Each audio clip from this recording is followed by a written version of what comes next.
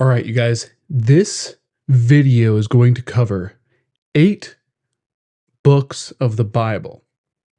These 8 books are the books that I would recommend to someone who wants to restart their faith. If they want to find their faith journey again, if maybe they're looking for God, maybe they had a relationship with God at one point and have since lost it, maybe they're not as dedicated, maybe they just don't know why, or for whatever reason, their faith seems lacking and they don't know where to start.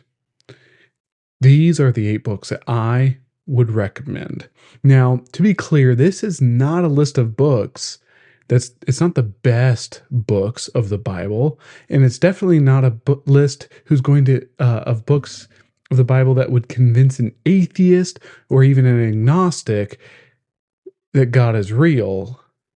This is meant for someone who's in search for God, but they don't know where to start. This list is a list that I would recommend to a personal friend who is struggling with his relationship with God.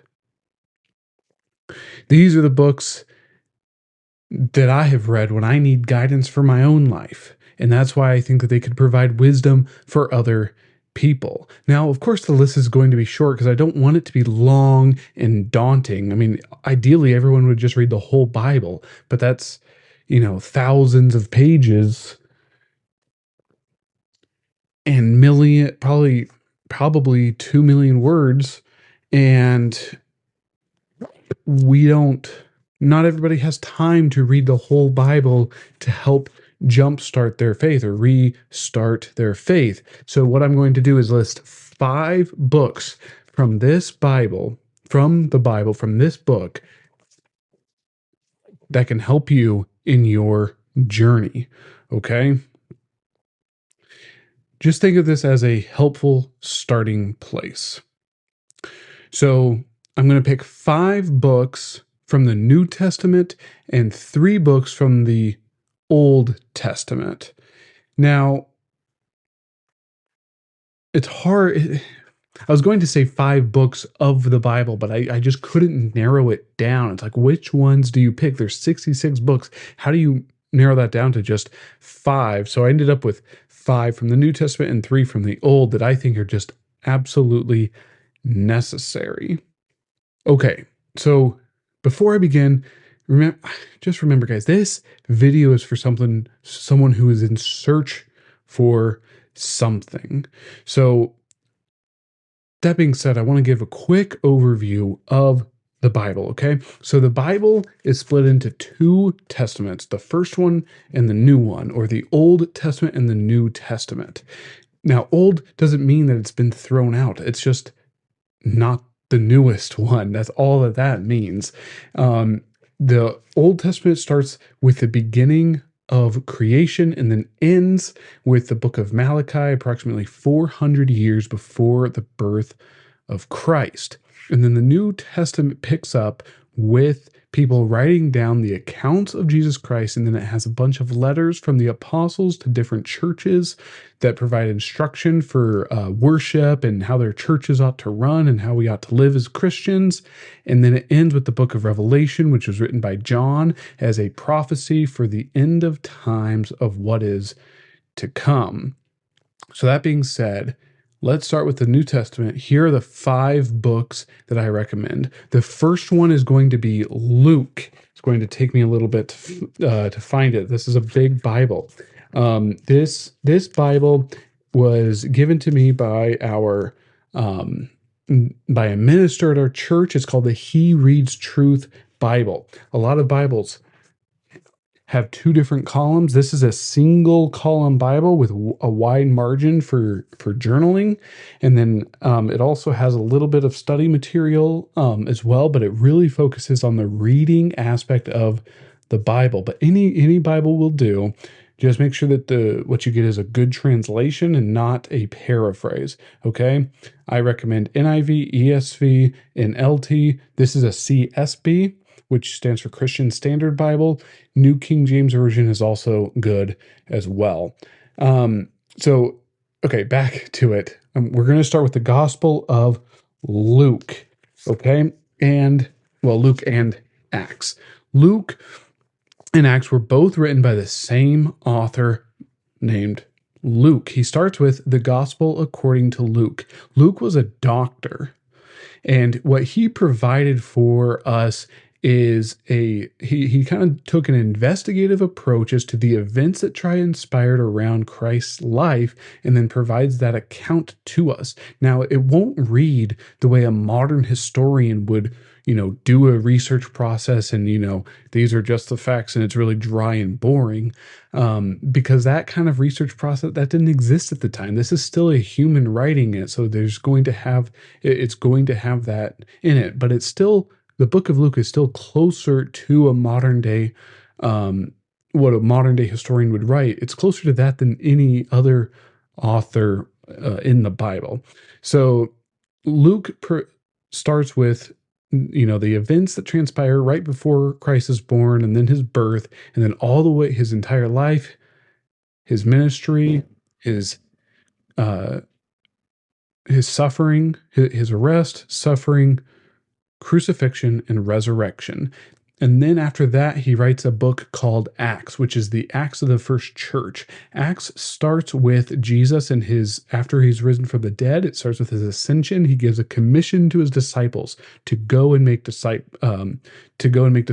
of all nations. And then from there on, we see the first church start. And then all the events and the persecution that happened, he covers all of that. And then we even see Saul and his conversion to being Paul, and then he becomes a Christian, and then his journey, and they actually journey together to Rome, but the book does end before we get to Rome. So those are two books that I find very, very useful. They're written more of a modern day style, not quite, but you know what I'm saying is that it's pretty good. It's just more facts. It's more, hey, this is what happened, and it's pretty easy to read and understand. The next book after that I want you to read is the Gospel of John.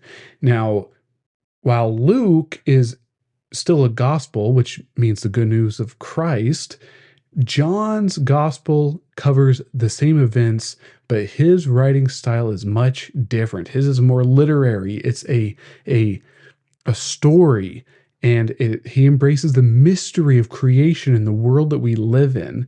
And you'll really see that from the get-go. It opens with, in the beginning was the Word, and the Word was with God, and the Word was God. And all automatically, if you're a reader for the first time, you're like, what is he talking about? And then as you read it, as you get closer to the Bible, or as you read more into the Bible, as you get closer to God, it begins to unravel the mysteries for you. And it truly is a unique and eye-opening way to experience the life of Christ. And that is why I recommend it, especially if you read Luke and John. You read Luke and Acts and then John, and you can really compare and contrast and see that even though they're written differently, it is the same true story. So those are the first three. And then after that, I want you guys to read the book of Romans. This is a letter from Paul to the Roman church. The Romans really struggled with a lot of things. And if I were to sum it up, I would say that this book covers God's power, grace, forgiveness, and mercy. So with the gospel, we have the good news in the life of Christ. Acts is the Acts of the first church, and then Romans is about the forgiveness of God. And that's a very good way to understand it. And then Paul uses these characteristics of God to call the reader to a higher standard of living. In Romans 6, he says, should we keep sinning so that grace may increase? By no means. So he's saying, yes, God is graceful and merciful, but we need to be called into that grace by living a different life. The other aspect of Romans is that it has what's called the Romans Road to Salvation, which is it's quite incredible. I've already written about it. I'll put a link in the description below to an article that I wrote covering the Romans Road to Salvation. The last book that I want you guys to read in the New Testament to jumpstart your faith, to restart your faith, is the book of James. This is a solid letter written by an apostle, possibly the brother of Christ, or maybe just a disciple of Christ. But either way, the letter of James is written to the 12 tribes that have been scattered. So after the church started, there was a huge persecution of Christians, specifically by the Roman Empire and Judaism as a whole. And these Jewish Christians had to scatter. They were forced to scatter because of persecution because it became so great. And James writes this letter to all these 12 tribes that are scattered everywhere. And he clarifies that, hey, you cannot earn God's mercy. There's nothing you can do that will earn God's mercy. Everything is about faith, but faith without works is dead, as he says. So if you have faith, then you'll show it by your actions. But those actions alone don't mean anything. It has to be accompanied by faith. In other words, faith must come first. Okay, guys, those are the 5 books of the New Testament that I want you to read. We got Luke, Acts, the Gospel of John, letter to the Romans, and the letter of James. And let's move on to the Old Testament, the First Testament, so to speak. Okay? The first thing that you have to read is Genesis. This is the first book in the Bible, and it opens with the absolute beginning. That is the creation of time and universe and earth and everything in it, when everything was good. And then God makes mankind, and he says it was very good. And then you see mankind's fall from grace when we lose paradise. And as you read it, you will see the connections that are made between Genesis and the Gospel of John when he says that in the beginning was the Word, and the Word was God, and the Word was with God, and the Word was God. And everything starts to make connections again. The story then moves on. It covers the flood. It covers the Tower of Babel. It covers the story of Abraham and his calling. And then it goes on to his son, and then his grandson, Jacob, and his 12 sons. And it ends with the Hebrews, the Israelites, moving down to Egypt. The next book that I want you guys to read is the book of Job. This one is a very difficult book to read. Out of all of them, I think that this is probably the most difficult book to read. It is quite long, but it tells a story of a righteous and upright man who is blameless. He doesn't sin against God. And then we get a glimpse into the heavenly realm where God is telling Satan, hey, have you seen my servant Job? And Satan says, of course he's going to serve you. Nothing bad has happened to him. And then God says, okay, see what you can do. Make bad things happen to Job, just don't touch him. So terrible things happen to Job. I won't spoil everything, but Job refuses to curse God, and God says, see, Satan, I told you. And Satan's like, well, of course he didn't curse you. It's because you left him alone. Let me inflict him physically. So Job then gets all these pains, and he gets boils on his skin, and his life is made uncomfortable. So he goes from being this righteous, upright, perfect, wealthy man who for no reason bad things start happening to. And throughout all of that, he never curses the name of God. His friends come and tell him, you must have sinned. It's time that you admit it, and then all this will go away. And he says, you guys are idiots. I did not sin. So the message is that sometimes bad things happen even to good people.